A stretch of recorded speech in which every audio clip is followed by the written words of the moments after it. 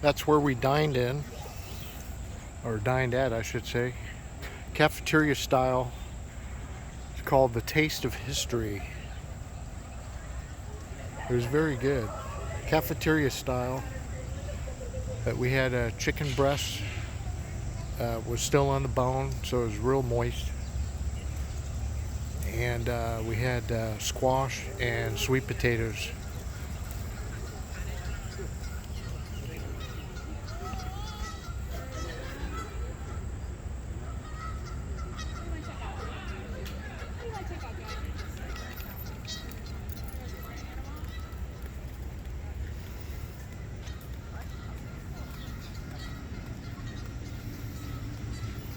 So let's go take a look at this church here.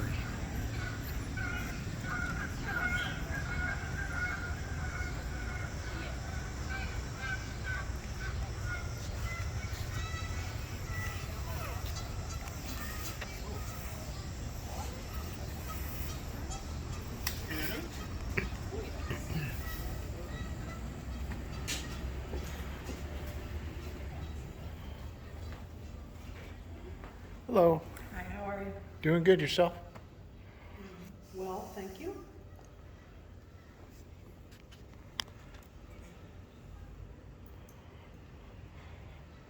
So is this original church It's original to this location. to this location? Built Okay. here, 1929. Wow. So it's 90. Was it a certain denomination or? It was. It was originally a Universalist church that it's copied from. Church built in the late 1700s. So this lack of decor or decoration is typical of that time period. No colored glass windows, no pictures, no statues, no cross. Yep, this is a Christian faith, Protestant faith church. Interesting. Late 1700s, Boston area. And Henry Ford on the sign erected it, dedicated to his mother And mother-in-law. and mother-in-law. Okay. That's where the name comes from. We use it as a wedding chapel. It's a non-denominational chapel. We've had lots of weddings here over the years. Oh, cool. Very nice. Thank you.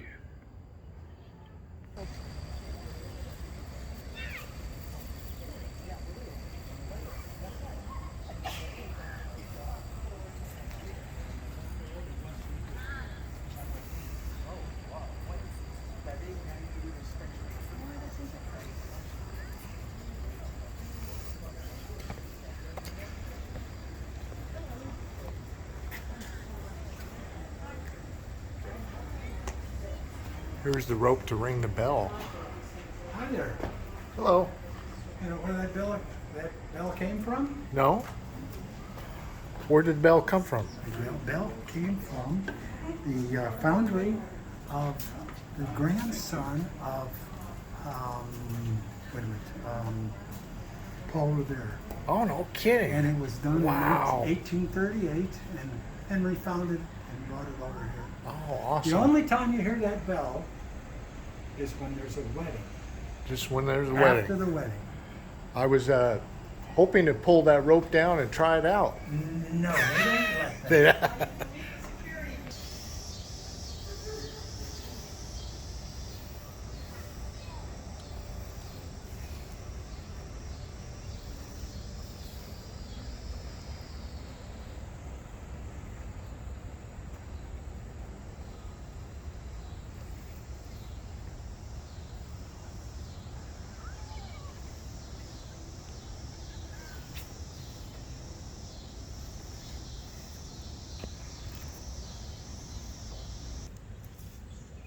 So how do you like this place so far? Oh, I love it.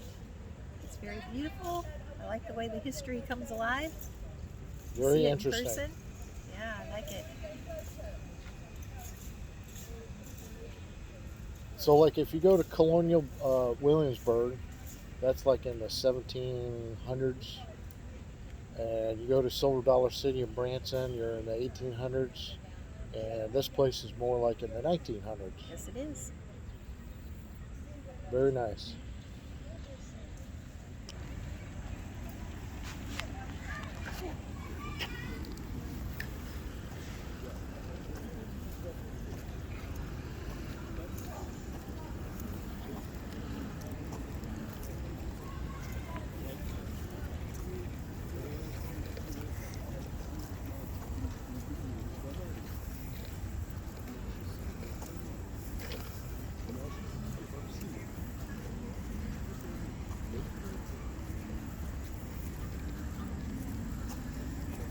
Это очень большое дело.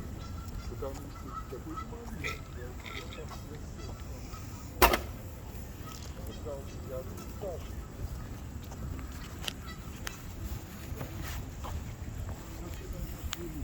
How about when it said all the different languages that were spoken when people came here to work?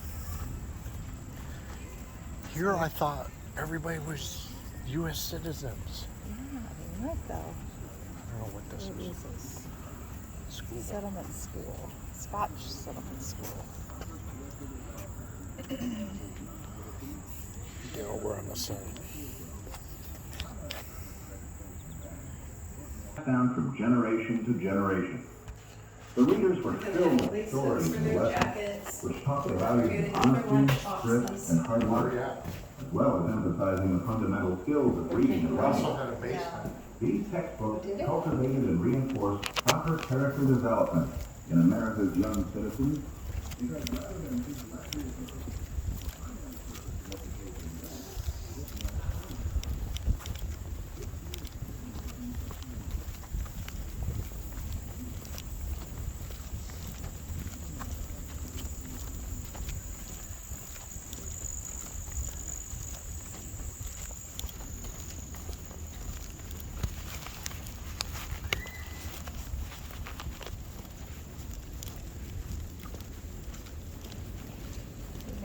Oh, this house is on this side. Let's just start with the little cabin.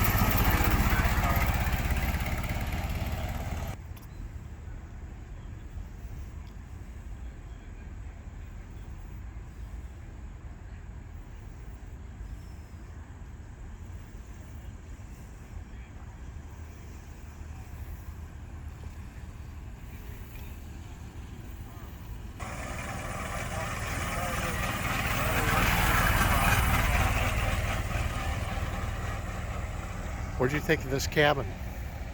Pretty simple. Very simple. Let's go No take a look. kitchen.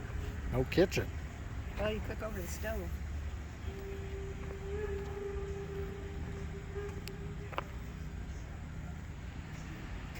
Farmers came toward the station and attend classes, conferences, and fairs. The United States Department of Agriculture provided garden seeds for Carver to disperse.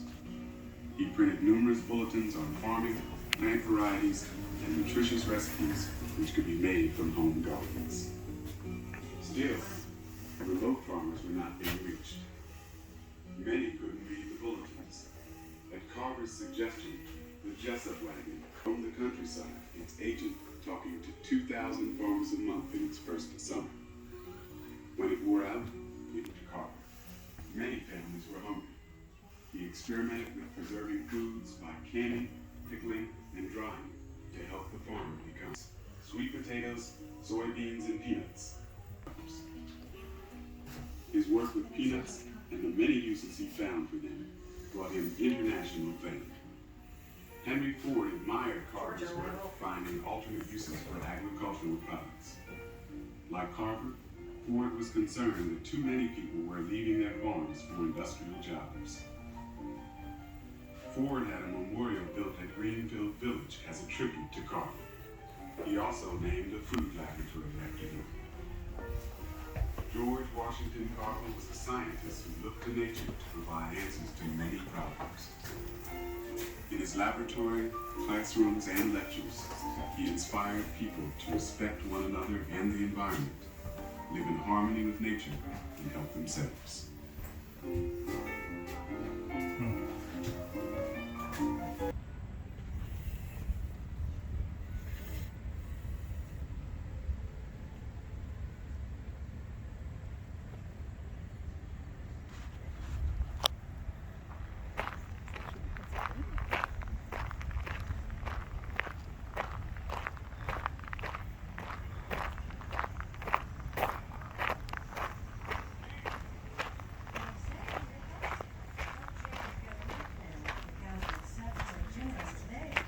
How was it in town?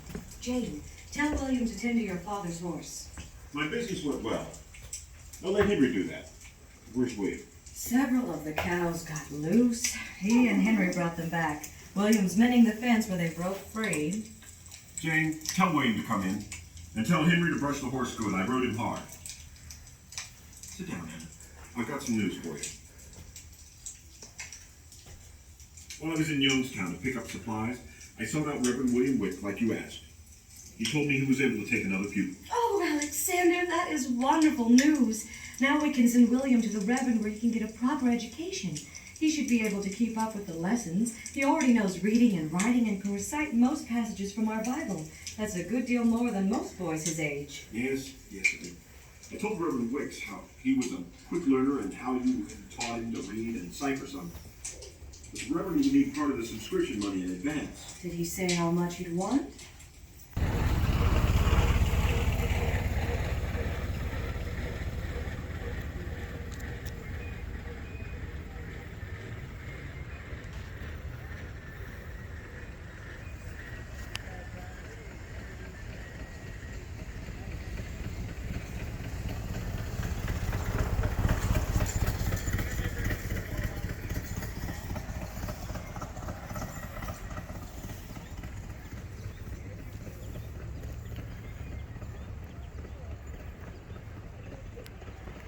John Chapman was Henry Ford's favorite teacher.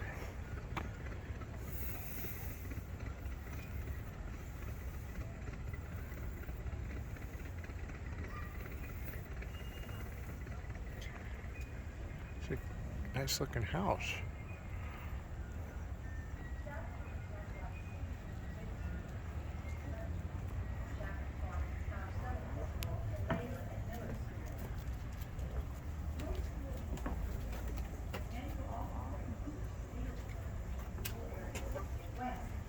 Far more pleasant, and the older boys could more easily attend school.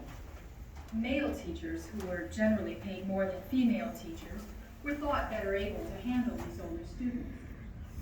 John Chapman taught school for several terms and was remembered more for his ability to maintain order for his teaching skills. Look how small it is. Henry Ford loved his teacher, and when Chapman later moved to the neighboring Miller School, Henry followed.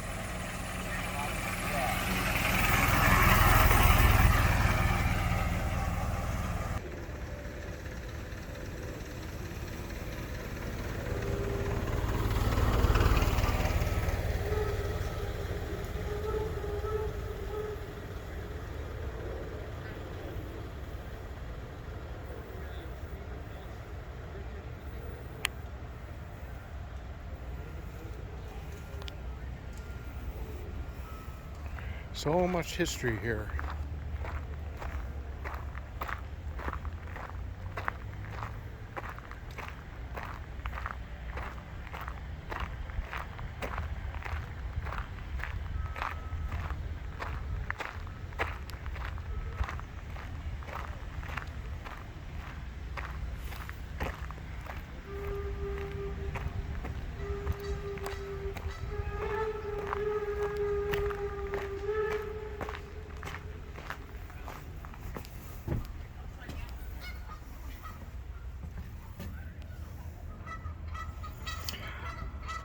See all the newspapers that line the walls to insulate the house.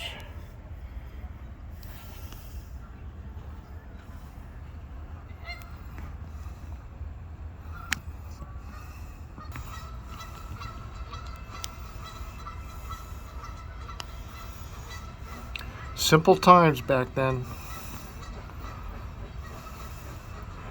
Got cardboard on the ceiling. There's just a few trees starting to change colors here.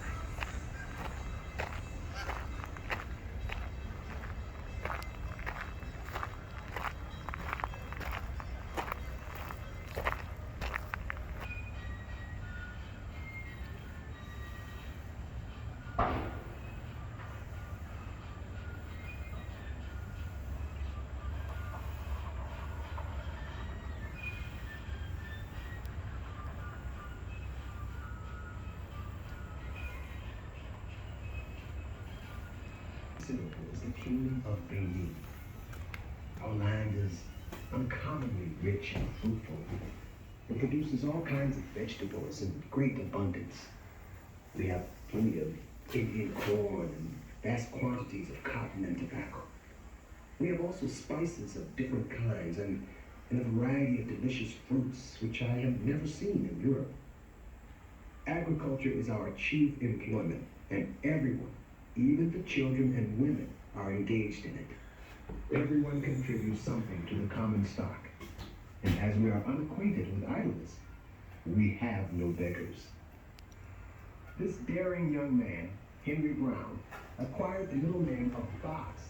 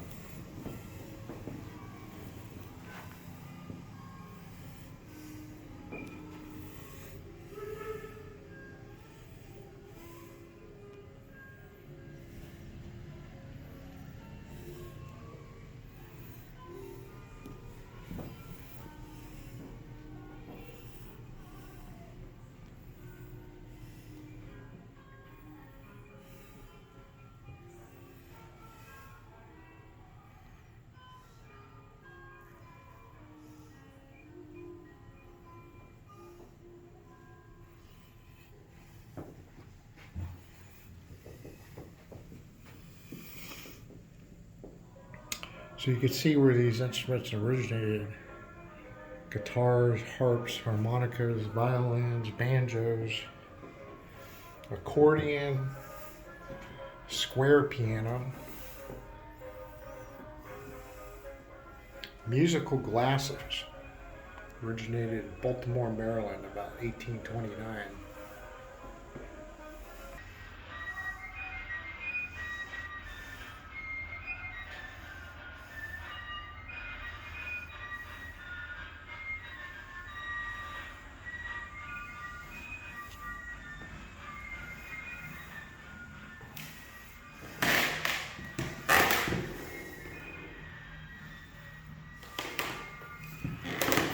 Disc Music Box, 1903. Player Piano, 1915. Roller Organ, 1890. Cylinder phonograph, 1906 to 1908 by Thomas Edison.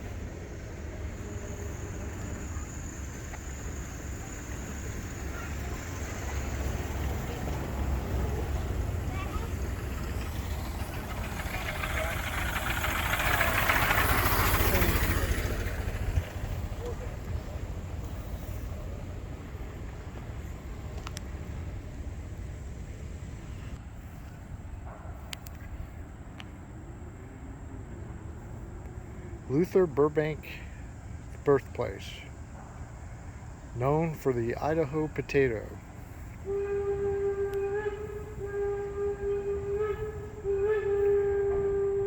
Although he attended school from an early age, much of his scientific knowledge about nature and plant life came from reading books at the public library.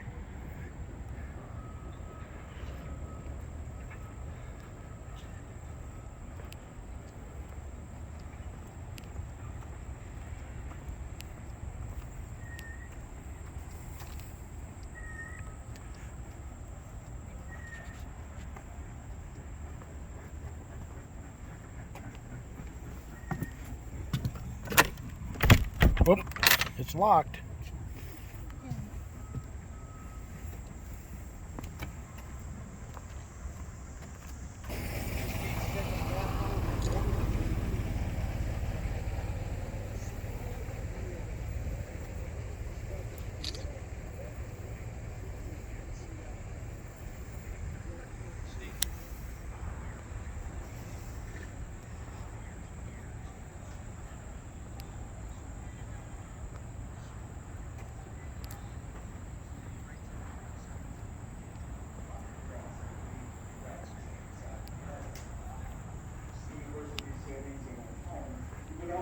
Read his poetry and reflect on his writings and the world in general.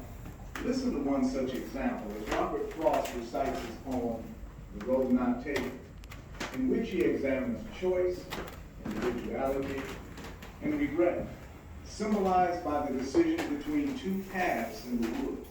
Frost recorded this in 1956 at age 82. Large table. Two hearts divided in the yellow wood. There, that one and really about the same, and both that morning equally lay in leaves. Noah Webster's Home, the America's first dictionary.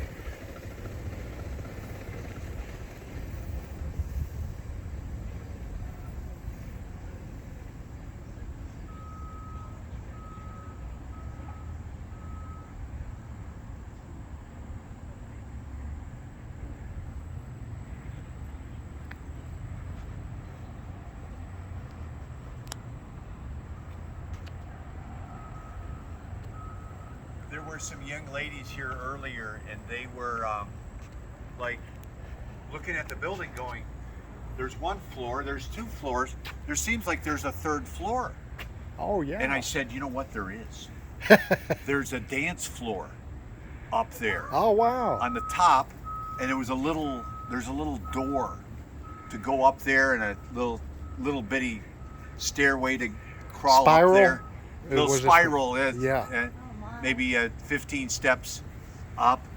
And I said, we'll go look at the door and we'll open it. You can look. And there's 4 little preteen girls.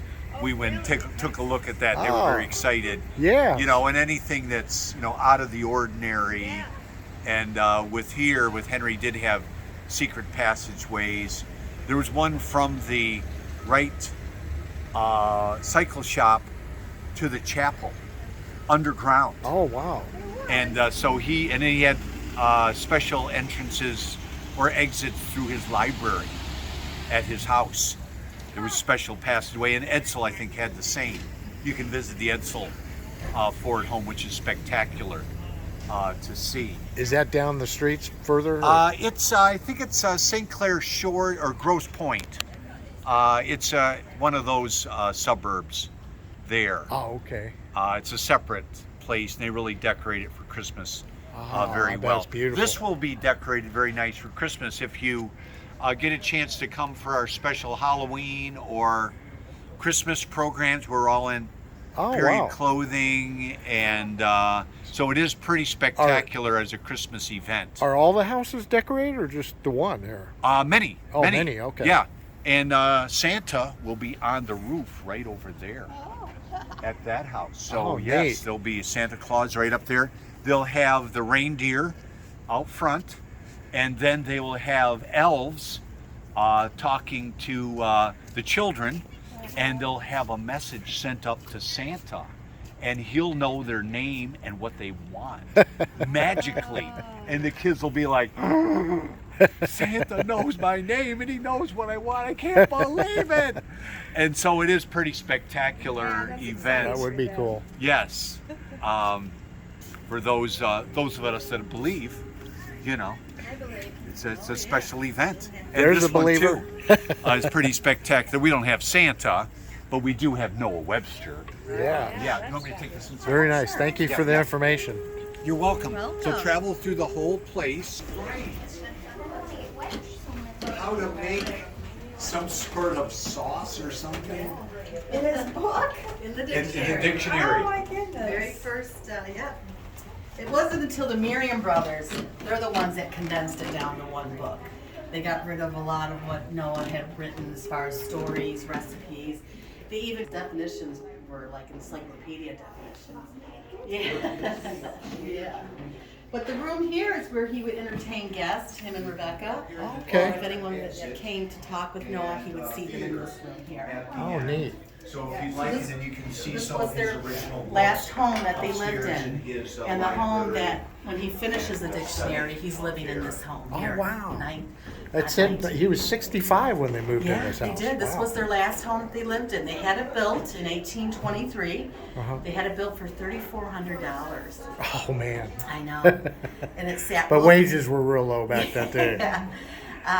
And if you had an extra $20, you could have bought one set of the dictionary back then in 1828. Ah. So it wasn't a real moneymaker for him. Yeah. Actually, he set out to write it. It was a passion and it was a hobby for him when he was writing the dictionary. He wanted America to have their own way of, communicating and writing and punctuation. Yeah. You know, that's Keep what it he was doing. consistent. Keep it consistent, yes. Interesting. Yes. Thank yeah. you. Right, yeah. 25 years to write the 25 dictionary. years to write the dictionary. So he really didn't profit from it for a long time. No, and he spent $30,000 of his own money throughout those years Oh, wow. to write the dictionary, yeah. So he really financially didn't see a profit from it.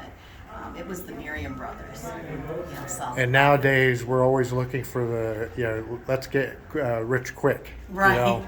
Now, And he took 25 years. right, Wow. right, yeah, yes. Oh, Yes. excuse me. The middle room was his study, and then there's a room behind the stairs was his library.